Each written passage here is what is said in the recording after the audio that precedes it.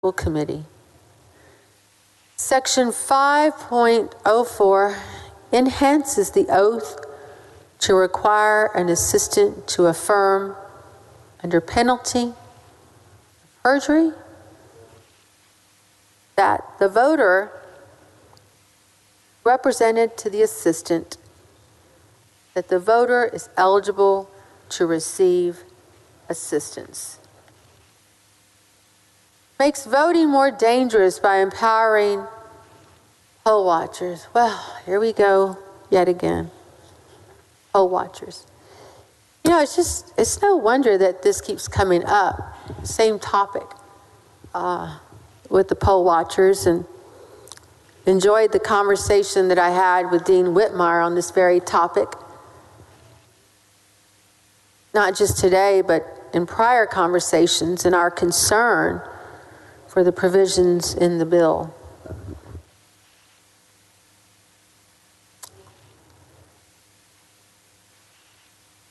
Section 3.02 makes it a Class A offense for an election worker to knowingly refuse a watcher's presence in the polling place. Section 3.03 of the bill allows watchers free movement. And this is another provision that we've talked about, the free movement. You heard in another testimony about someone being concerned about having a voter looking over their shoulder and the intimidation feeling that that would bring to them. This could discourage people from wanting to go vote.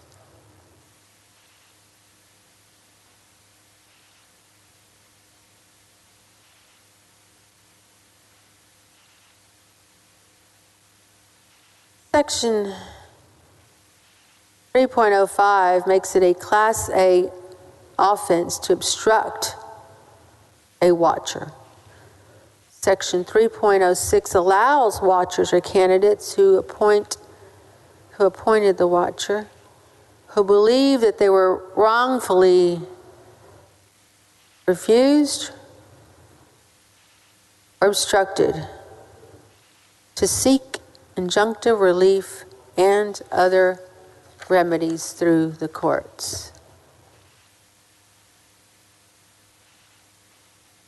While Section 3.01 of SB 1 requires that each watcher be provided with a copy of a training manual, it does not require that the watcher read the manual or receive any training on it.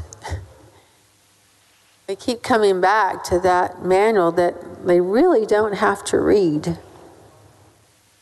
Okay? It adds vague criminal and civil offenses that subject people participating in the electoral process to harsh consequences. 6.03 adds a third-degree felony for poorly defined vote harvesting services, which could be interpreted to include normal, in-person campaign activity. Section 7.02 also threatens election workers with loss of their government employment. The message of Senate Bill 1 is clear. This bill will create obstacles for voters at every stage. It will make it harder for voters to get to the polling place, allow people to harass voters once they're there, prevent eligible voters from receiving the help they need to cast their ballots, and increase the likelihood of ballots getting thrown out. For these reasons, we strongly oppose SB 1. And this is from Savannah Kumar. the ACLU.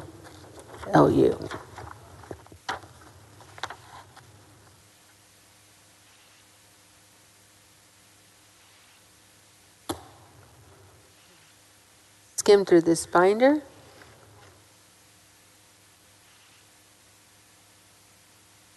Campaign Legal Center, they submitted testimony. Dear Chair Hughes, Vice Chair Birdwell, and committee members of the Senate State Affairs Committee. Campaign Legal Center, CLC, writes to express our firm opposition to Senate Bill 1. This brief written testimony only touches on a few of Senate Bill 1's most burdensome provisions, including criminal referrals for individuals who make innocent mistakes during the voter registration process, purging of naturalized citizens who are eligible to vote from the state's voter rolls, bans drive-through 24-hour voting, criminal penalties for election officials who send voters unsolicited mail ballot applications. These and other provisions in Senate Bill 1 are irrational solutions in search of a problem that does not exist. Senate Bill 1 requires criminal referrals for ineligible Texans who attempt to register to vote, even though these individuals may have never been told they were ineligible to vote.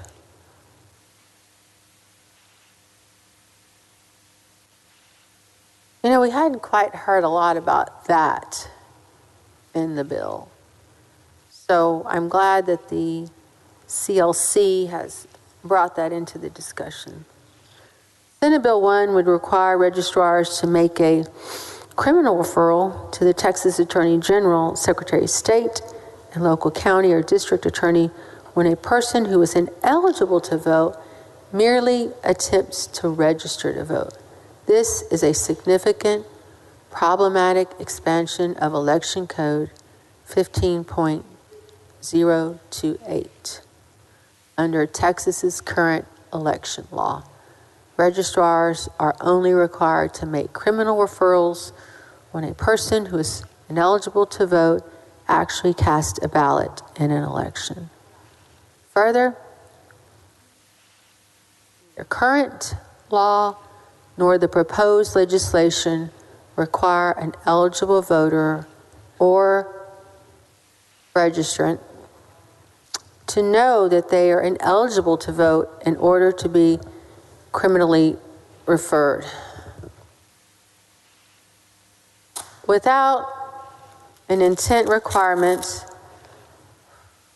this provision, Senate Bill 1, could lead to the incarceration of individuals who make simple mistakes. Provision is particularly harmful for individuals who are fully discharged from a final felony conviction. Texas law prevents individuals who are actively serving a sentence for a final felony conviction, which includes incarceration, parole, or probation from being qualified voters. On the other hand, individuals who do not have a final felony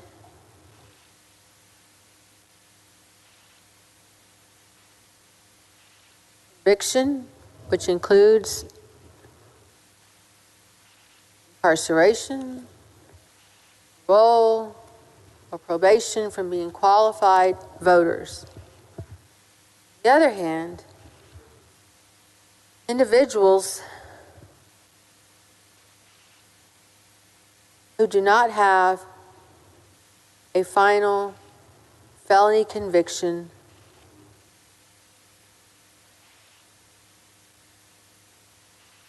maintain the right to vote as qualified voters.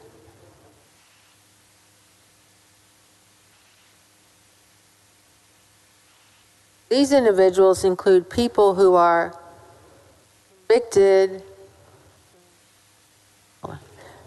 convicted of a misdemeanor, have a deferred adjudication judgment, or are waiting trial for a felony conviction. Because many Texans with a criminal history do not understand the nuances of how their convictions or indictments affect their voter eligibility, many of these individuals do not know whether they are eligible or ineligible to vote. Therefore, Senate Bill 1's criminal referral provisions could lead to ineligible voters foregoing the opportunity to vote out of the fear they too will be incarcerated. Currently,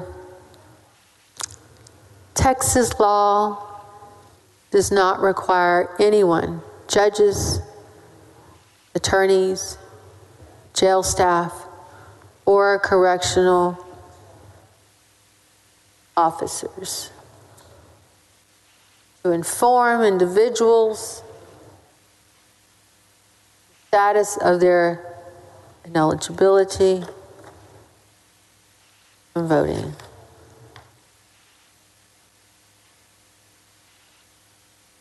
As a result, individuals who are disqualified from voting in Texas may never be told that they cannot vote. Unfortunately, they may only find out that they that they are ineligible to vote after they fill out a voter registration application and have that application rejected or have their actual ballot rejected. Although a proposed provision of the Senate Bill 1 requires courts to inform individuals convicted of a felony offense of their ineligibility to vote, Senate Bill 1 does not require retroactive notice to those Texans who have already been convicted.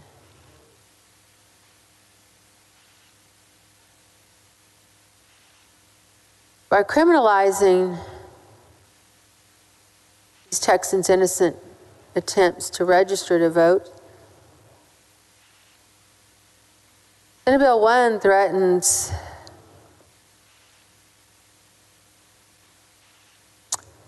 them with the penalty that many of them fear most: reincarceration. I can't imagine if you don't even know that you are not eligible to vote, and say you attempt to vote and you are reincarcerated because you simply did not know.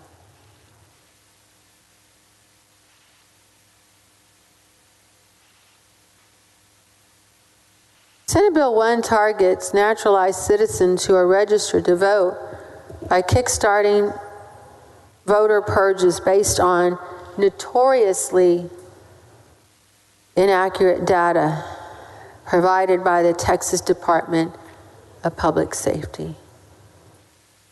In addition to targeting individuals with prior criminal convictions, Senate Bill 1 also targets naturalized citizens. Senate Bill 1 requires the Secretary of State to compare voter registration,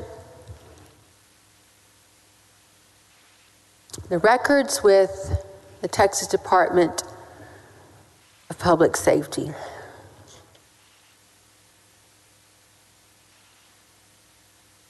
This is not the first time Texas has attempted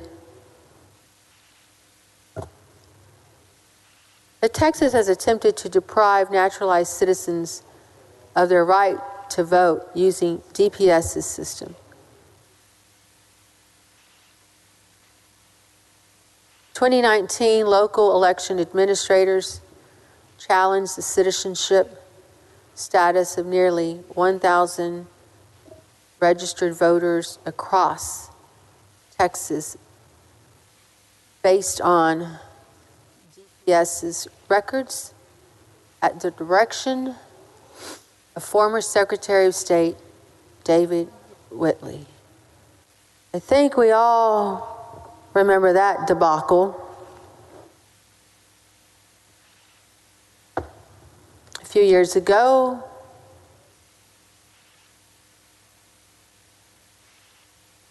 in fact, CLC's litigation in Texas, Lulac versus Whitley, revealed that Governor Abbott pushed for the challenges. At the time, Secretary of State's office declared that it would continue comparing voter registrations to the DPS database on a monthly basis. However, the former Secretary of State's voter roll purges were so error-prone that a federal judge forced the state to halt the purges altogether. Senate Bill 1 includes an illicit attempt to set the former Secretary of State's failed plans in stone. In Texas, DPS issues driver's license that last 6 years, and many individuals obtain their licenses before they become naturalized citizens and eligible to vote. As a result, DPS's database does not accurately reflect the citizenship status of thousands of Texan voters following CLC's 2019 lawsuit. The state of Texas entered into a settlement agreement with Texas LULAC prohibiting it from using DPS driver's license data to question the citizenship of newly naturalized American citizens. This provision in Senate Bill 1 does not increase election integrity.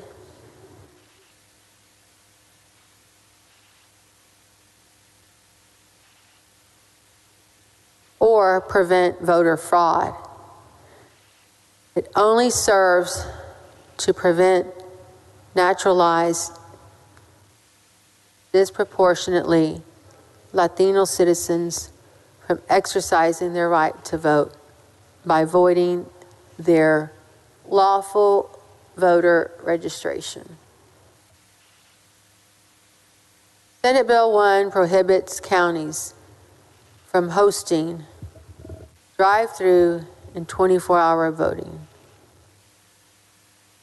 Senate Bill 1 prohibits polling places from being located in tents, any temporary movable structures or facilities primarily designed for motor vehicles. During the 2020 presidential election, we know that Harris County set up 10 drive-through polling places.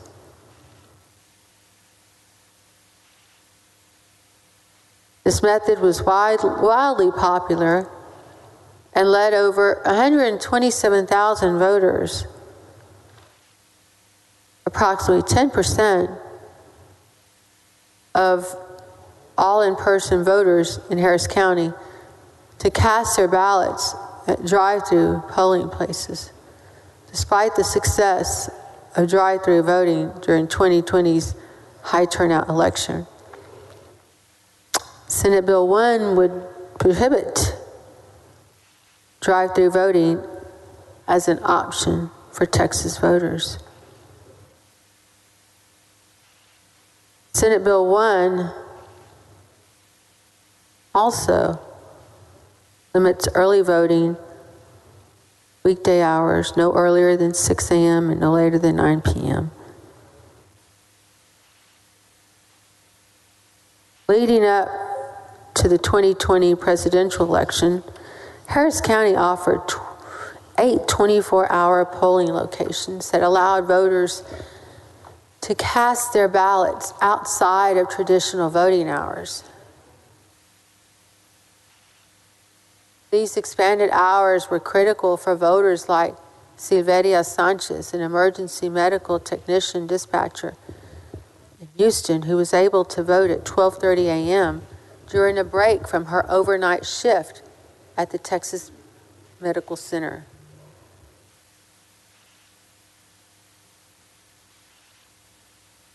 The expanded hours were similarly useful.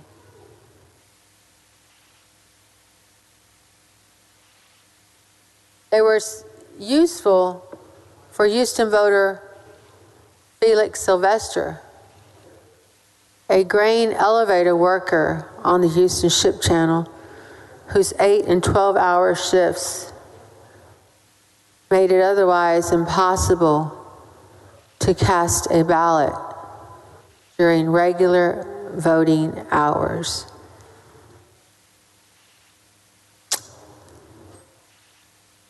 Senate Bill 1 bans drive-through voting and 24-hour voting will work in tandem to make it more difficult for blue-collar and essential workers in Texas to cast their ballots.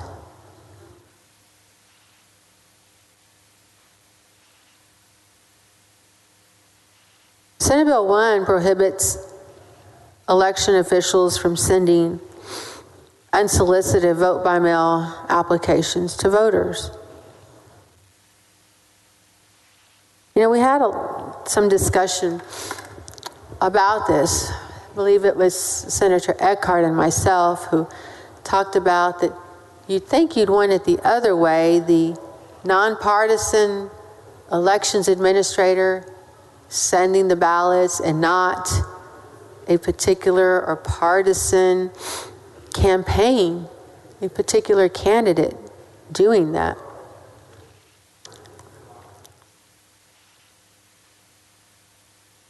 Texas unnecessarily stringent eligibility requirements for who can vote by mail ensure that a large portion of its male voters are over the age of 65 or living with disabilities.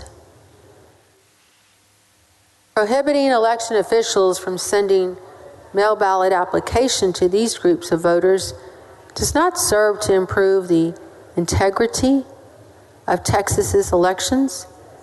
It merely serves to prevent the voters who need it most from being able to easily access mail ballot applications and vote safely, securely, conveniently by mail. Senate Bill 1 threatens any election official who solicits a voter to vote by mail, either directly or indirectly, with conviction of a state jail felony. These are just a handful of the problematic provisions in Senate Bill 1 that make it harder for Texans to vote and harder for county clerks to administer elections. This committee should not support. Good morning, Senator West. Good morning. This committee should not support a bill that needlessly disenfranchises voters across the Lone Star State. CLC strongly urges the committee to vote no on Senate Bill 1. This is, again, the Campaign Legal Center.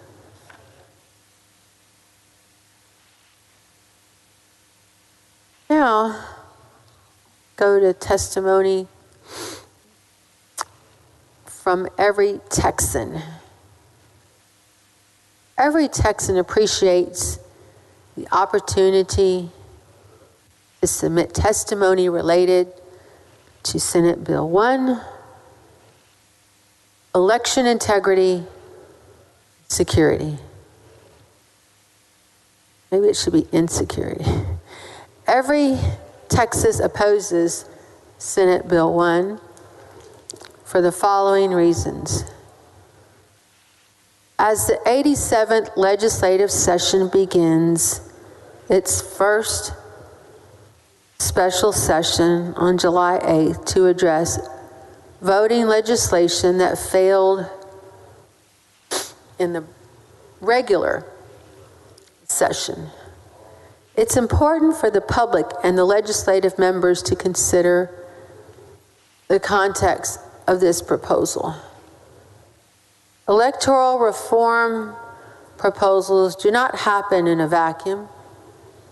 There is history in Texas of using false allegations of voter fraud or election integrity as a proxy for voter suppression. So much that for years, Texans had to get prior approval from the U.S. Department of Justice for any electoral change according to Section 5 of the Voting Rights Act. As the demographic makeup of the state has evolved, voter discrimination efforts have intensified. Texas is home to the second largest Latino population. Senator West, I was talking about you earlier. I was talking about the exchange that you and I had about the Voting Rights Act and our great president right here. And people like you and I, Senator Blanco, are making sure we do everything to continue the legacy. And of course, with your Barbara Jordan Fairness Act, we are continuing their legacy. And these were Texas giants. Maybe one day in the history books, they will look and see what we were doing when it came to defending our democracy. Yes, I think we're going to put your picture over there. Yeah, maybe. Okay. So, anyway, I just wanted to share that with you, that I was regressing a little bit and talking about you, but it was all good.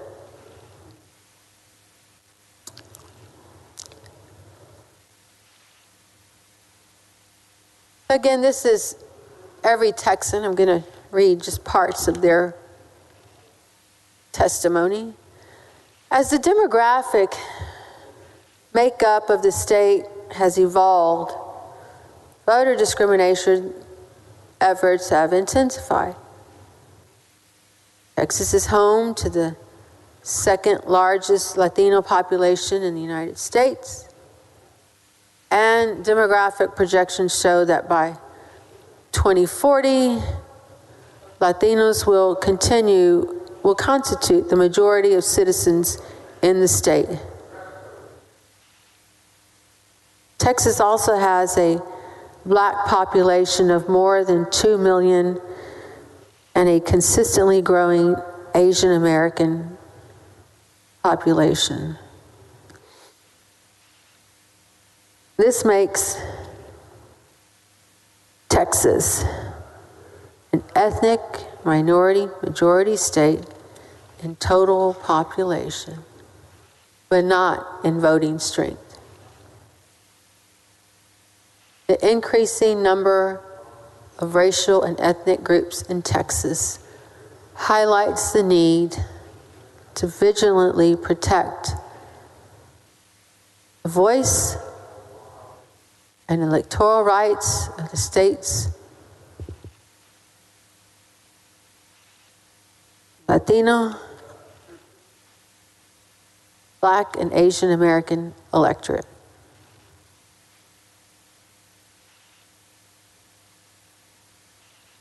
Changes such as removing polling locations, adding new identity documentation, or the procedures for mail-in ballots would have been approved to ensure Latinos, Blacks, and Asian voting power was not retrogress. But it was considered to be the heart of the Voting Rights Act. Senator West, we were just talking about that again. Because it stopped voter discrimination before it happened and placed the burden on the state to prove that electoral changes on the state or local level would not put Latino, Black, or Asian voters in a worse position in terms of electoral power. Yes, Senator Whitmire, what purpose? Would the senator yield? You yield? I absolutely yield to Dean Whitmire. Thank you, Mr. President, for the opportunity to ask a couple of questions that I think we really need to clarify, Senator Alvarado. First of all, I appreciate the opportunity to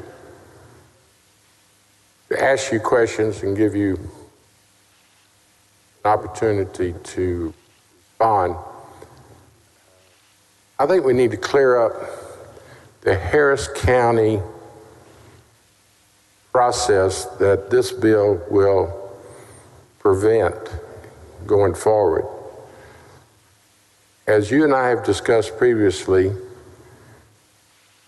I think you and I first got involved in a campaign in '92. I think you were a U of H student. I was running for re-election to the Senate. That's correct. And quite frankly, we bonded politically and personally, and I'm only going back in history to discuss what the process was then, how it's evolved, and would you agree with me that when you were a U of H student running for precinct judge in your community in 1992, I was running for re-election after 10 years in the Senate, previously 10 in the House, that we probably thought that the process was working, transparent, fair. Certainly, we didn't have any objections, nor the people we were representing. Would you agree the '92 election process, and I was and you, Yeah. both were in very heated, competitive election judge primary and a Senate primary? Absolutely. I remember it like it was yesterday. Boy, me too. So we thought things were good. We had very competitive races against very aggressive opponents that would have probably tried anything to beat you as a precinct judge candidate and me for re-election. Yes, we had some common interest. Yeah, we certainly did. We were against the same machine. Yes. And it's worth noting that the first line of defense against any fraudulent, improper election practices were going to be you and me as candidates, because we were certainly watching other candidates' efforts to defeat you and I in 1992. Correct. So they weren't successful, and we had, as best we can determine, very honorable, clean, trustworthy campaigns. Now let's travel. How long ago has that been? I've been in the Senate 48 after. That's 28 years ago. 28 years ago. In the meantime, I've remained in the Senate. You have served in council through those citywide. You run citywide or a district? I believe district, I guess. It was district. So you East represented your community, competitive races. I have had other campaigns for the Senate. And there again, each and every campaign, we have been very observant of the process, found it to work well. People had access to the polls without interference, without any attempt to interfere. So going back in time, that process continued to work.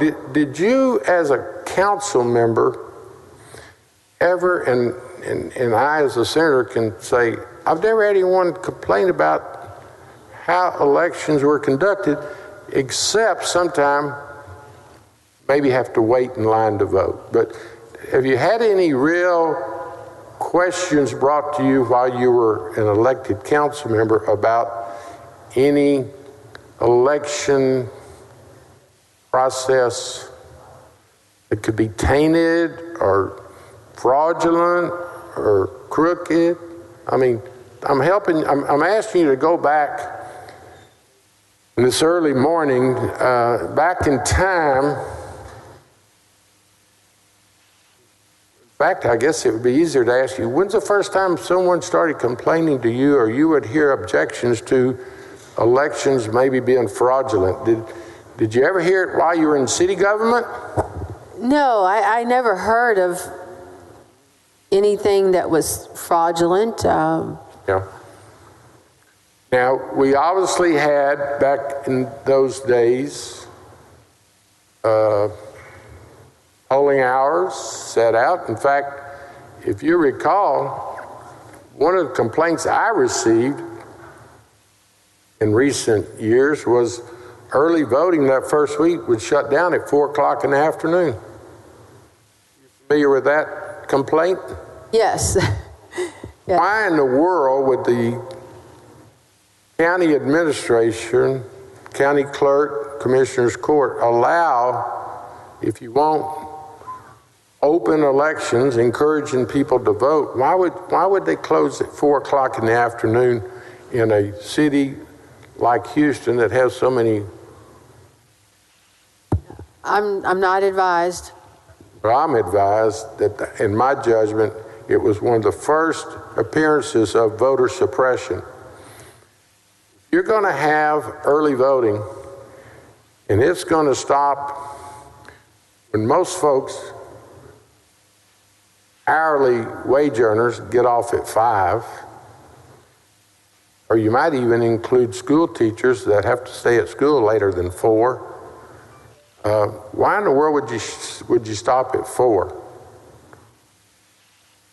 Well, I think your answer was Sure.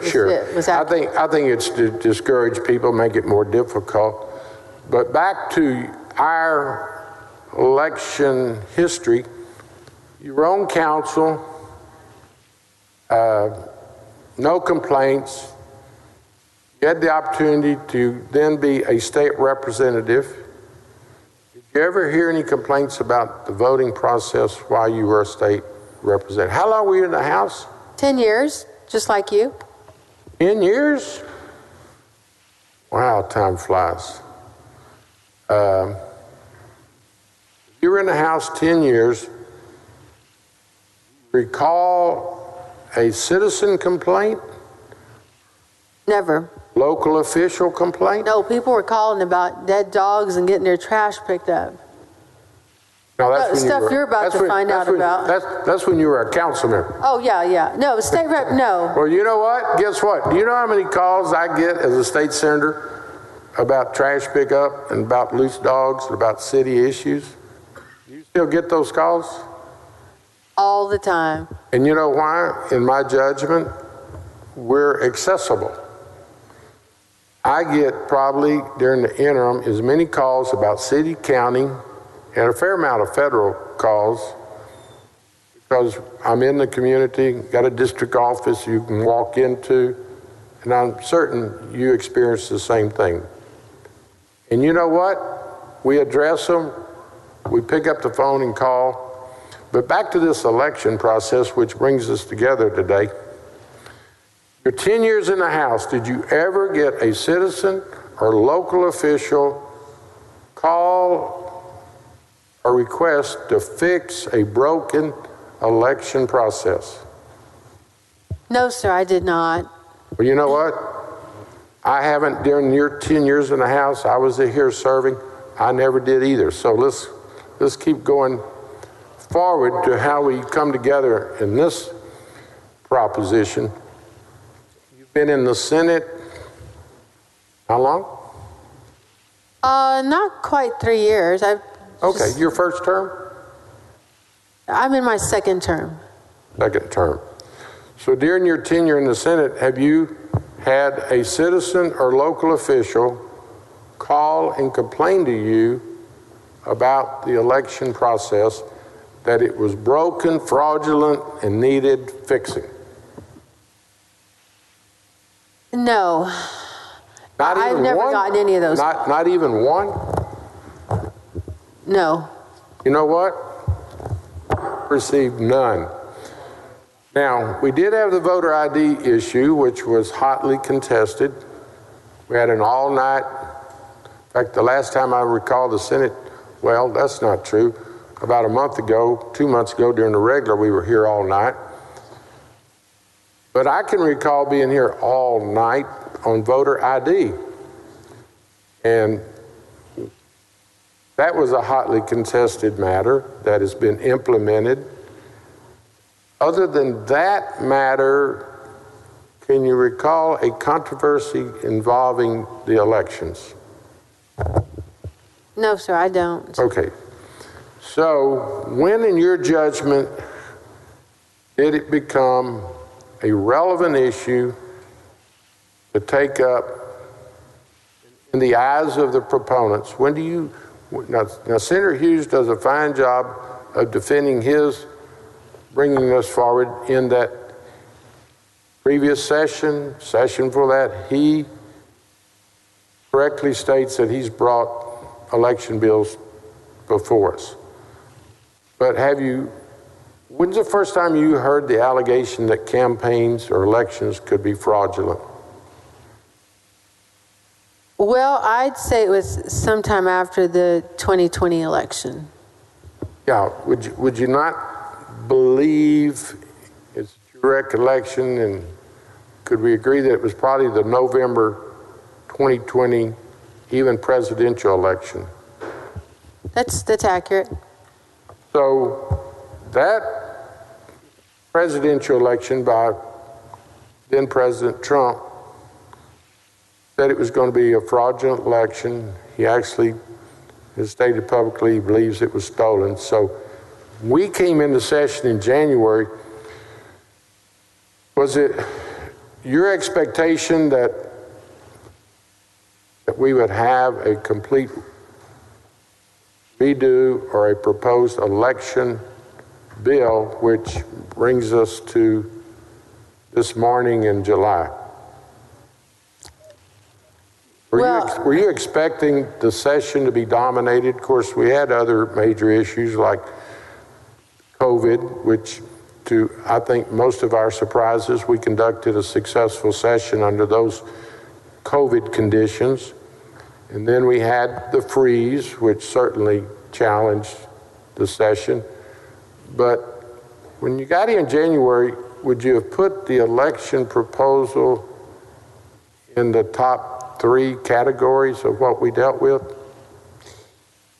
No, I, like you, thought we would be focused on the pandemic, the grid, the economy. Why don't we talk about the bill? Okay. Well, I'm getting to the bill. How did you see the bill evolve? Do you think it was largely as a result of maybe the Harris County experience, which got the attention and the concern of the proponents? Is it your judgment that certainly coming out of the Harris County new measures, which the proponents will emphasize are not permitted in the election code, do you think that probably triggered as much debate as anything? I would agree with your assessment on that, Dean. Think that, as I mentioned earlier this morning, that we might have an opportunity to have a roundtable discussion with the proponents of this bill, who are also the opponents of drive-through voting, 24-hour voting, and drop boxes. Do you think it would be positive after this bill, ultimately, because of the makeup of the body, will pass, that we request an opportunity to meet with the colleagues across the aisle to work on maybe further election law review that would maybe hopefully have a better understanding of why Harris County went with those measures, and that in fact they actually worked, and maybe other communities might want to consider a version of the Harris County measure? Think that would be positive? I think it would be positive moving forward, and this has been a very contentious issue, a very partisan issue, and I know this body takes great pride in trying to work across the aisle. I think it would help to maybe hit the reset button as far as this body goes and try to find some common ground. Well, thank you. Let me thank you for your public service, your courageous strength and passion that you've showed all night. I will yield the floor to you, but I hope your mission, as you represent your district and the state, will include the opportunity to say there are honest disagreements in the legislature, and that we all represent the state of Texas in our individual districts, and we need to sit down and try to agree without being disagree without being disagreeable, and that we might can find some common measures that would assist people in having even greater access to the polls. I thank you, Dean, for your comments and your question. You talked about that earlier in the evening, and I think it's a very reasonable suggestion going forward. One real point of contention that you and I have had with this bill is the provisions on the poll watchers. And as you know, when we started this discussion at 6 o'clock yesterday evening, we asked people to send their stories. And I can't tell you how many I got. People commenting on poll watchers as we were talking about it through the evening. So I think tonight served a purpose that I set out, which was to shine the light, put the brakes on. And some of us, I mean, we went through We went through the bill page by page, pretty much line by line and almost word for word. And it was a nice refresher of what was in the bill. So I think that your request is definitely in order, and I look forward to being a part of that. I want to just get close to finishing this testimony here. I believe this one was, this was the every Texan. Okay. Since 1982, there have been at least 30 successful Section 5 enforcement actions in which the Department of Justice has participated prior to the Shelby County versus Holder. I think we all know about that. It's been a case that has prompted many pieces of legislation and action since then. A U.S. Supreme Court decision that struck down the coverage from formula for Section 5 of the Voting Rights Act. When the Supreme Court struck down the formula that Congress enacted on which states and jurisdictions Section 5 could be applied to, it effectively gutted the enforcement of the act. Without Section 5 protection, Texas officials are free to discriminate and enact voting changes that will reduce the voting power of ethnic and racial minorities until these communities bring a lawsuit and prove the discrimination often after the impact. Good morning, Senator Eckhart. Good seeing you not so long ago. And, you know, this goes right into kind of what we've been talking about throughout the night. Texas continuously being in the courts when it comes to voting rights and, of course, redistricting and issues like that. With or without Section 5, local county election officials are on the front lines to make sure voting is secure and accessible to all. Traditionally, county election officials are given a fair amount of leeway to implement and conduct elections with guidance from the Secretary of State. And even with Section 5, Texas consistently ranks at the bottom in turnout, usually around the 11th from the bottom of all states. During the pandemic, counties like Harris, Bexar, and Travis attempted to make voting safer by instituting more mobile voting sites, drive-through voting procedures, expanded hours for polling locations, and mail-in ballot access for eligible voters. These procedures did not alter any state law requirements. In fact, Secretary of State Ruth Hughes confirmed that Texas had a smooth and secure election in 2020. Those were her words. So, passing legislation in this manner diminishes the faith of the electorate in the voting process and contributes to the false narrative that elections are rigged.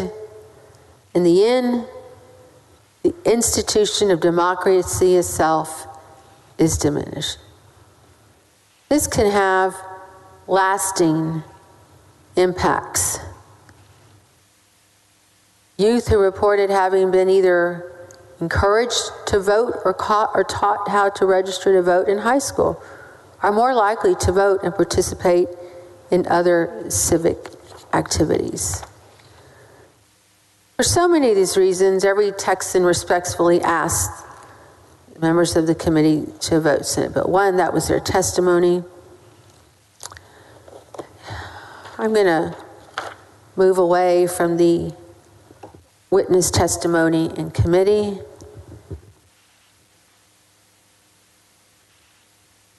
And start on something else. Before I go into this, Mr. President, I want to thank you, your office, the clerks, for having a line of communication with me as I launched into this filibuster.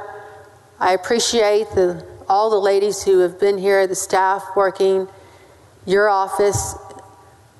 Everybody has conducted themselves in a very professional manner, and I think that speaks a lot to this body.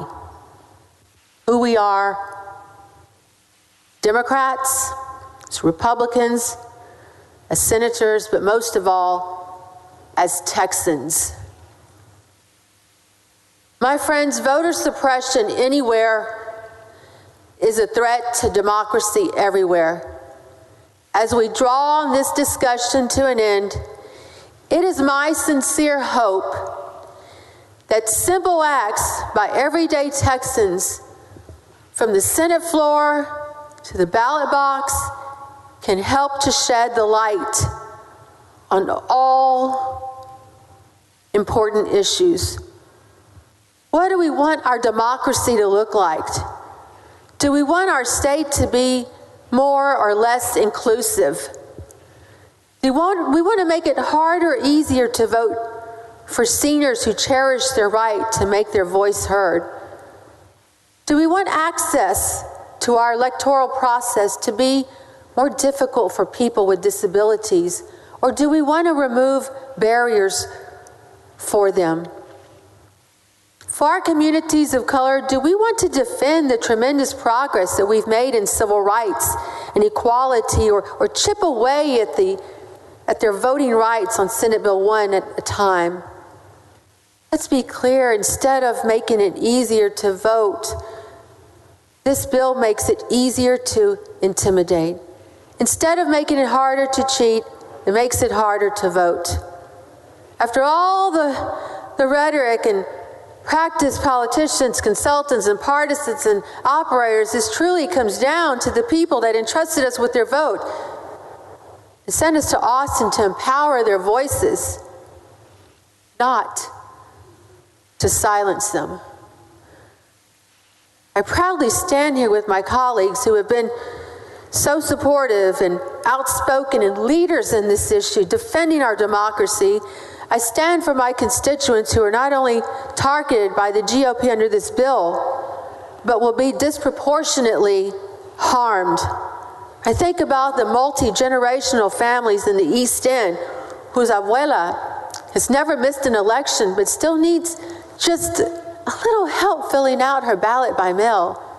I stand and speak for the single mother from the near north side of Houston who, out of concern for COVID exposure and the inability of her little children to stand in long lines, took advantage of drive-through option. Does her vote not count? Does that sound like fraud to you? I stand and speak for the persons with disabilities from Pasadena who rely on assistance from loved ones and others for access to their polling locations and ballot boxes. I rise to speak for the shift worker from Galena Park who day in and day out works long and hard hours on the docks of the Houston Ship Channel, our economic engine, and who took advantage for the 24-hour voting option in Harris County. I rise to speak for the poll worker from Aldine who loves the electoral process so much they signed up to be a poll worker and sacrifice their time, energy, and talents to help administer our elections in a fair, safe, and secure way. Under this bill, this poll worker will now have to contend with untrained partisan poll watchers, possibly bullying and profiling voters and exposing them to retaliatory partisan lawsuits and excessive criminal penalties for honest clerical mistakes. I am a proud member of this body, and as every other member of this distinguished body understands, my duty is first to my constituents, so I do thank the members of this body for patiently listening and allowing me to present my constituents today and speak on their behalf. I am confident that any other member of this body does and would do the same for their people. To my local colleagues and friends in Houston and Harris County, I felt like I needed to speak up for you. As the third largest county in America, I am so incredibly proud of the way my county conducted our elections during the general election in a way that was safe as possible, as secure as possible, as accessible as possible. Harris County proved to the rest of the country that you don't have to sacrifice election integrity in order to increase access to our electoral process. You can make it easier to vote in a safe and secure way despite the overwhelming success that many of my colleagues to office my county was targeted with partisan attacks. Dean Whitmire, you know that. I know you're taking it personal. Our buddy, God bless him, Boris Miles, has been watching. We know he is with us here in spirit. In fact, many of the provisions of this bill are shamelessly aimed at stopping Harris County from making our elections safe and effective. What's wrong with drive-through voting during a pandemic? What's wrong with the 24-hour voting? Why can't we have expanded voting hours for the people who have to work late? Where is all the so-called fraud? The people are still waiting for someone to actually demonstrate real evidence of fraud in these measures. Where does it end? Today it's SB1, tomorrow it'll be some other manufactured crisis to justify the systematic chipping away of our voting rights. And little by little, every session, we just keep chipping away until one day we wake up and realize our democracy is unrecognizable. I gaze at the portrait, Senator West, you and I have been talking about quite a bit. A true Texas giant, our president, Lyndon Baines Johnson. I'm reminded of his words on the day in 1965 when he signed the Voting Rights Act, and when he said, "The vote is the most powerful instrument ever devised by man for breaking down injustice and destroying the terrible walls which imprison men because they are different from other men." It is on his legacy that Texas Democrats in both chambers draw the line in the sand and say unapologetically and in one accord, for the world to hear that voter suppression anywhere is a threat to democracy everywhere. Thank you. Gratefully, thank you, Mr. President and members. Thank you.